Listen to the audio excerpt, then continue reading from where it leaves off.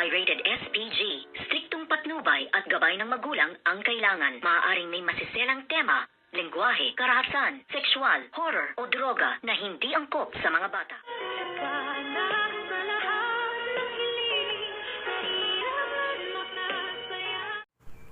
Good afternoon and welcome sa aking munting channel. Tuwang-tuwa nga at nagdiriwang na ngayon ang karamihan sa Apex Medical Hospital dahil nga nailigtas na nitong si Dr. Kim Yang ang ating bidang si Doktora Annalyn Santos na ngayon nga ay nagpapagaling na dito sa Apex at dito naman ay talaga nga hindi magkandamayaw sa tuwa itong ang si Nurse Karen at si Nurse Ivan dahil nga botong-boto rin sila dito kay Dr. Kim Yang na siya pa ang mismong nagligtas sa kanya at ngayon naman ay iyak ng iyak si Miss Lynette Santos dahil sa kagalakang ngayon nga ay talagang naisalba na ni Doc Kim Yang ang kanyang anak na si Doktora Annalyn Santos. Abot-abot naman ang pasasalamat ni Doc RJ kay Dr. Kim Yang dahil nga siya ang nakapagligtas, ang nag-iisang Dr. Kim Yang at ang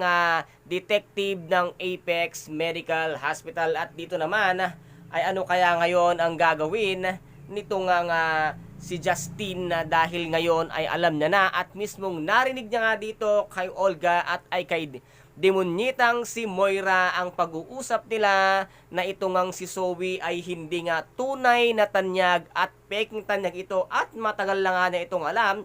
Ito nga ay narinig mismo ni Justin sa pag-uusap nga ni Olga at ng demonyitang si Moira. Si Justin na kaya ang siyang magbuking ng tunay na pagkatao ng bruhang si Zoe para matigil na ang kanyang pagkamaldita dito nga kay Doktora Annalyn Santos at lalapitan niya sana ito.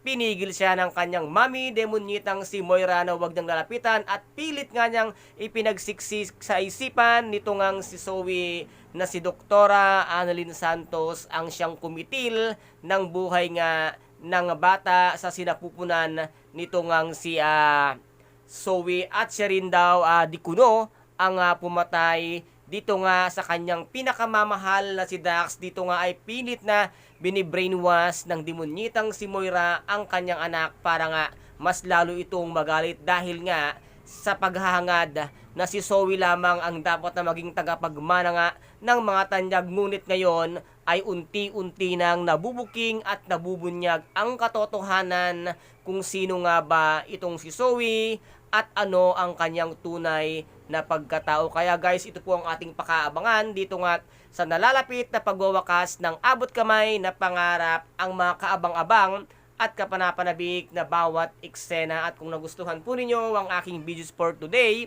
paki-subscribe na lamang po ng aking channel, paki-like and share para maging update kayo sa lahat ng gagawin kong videos. Maraming salamat po. Ingat, God bless and bye!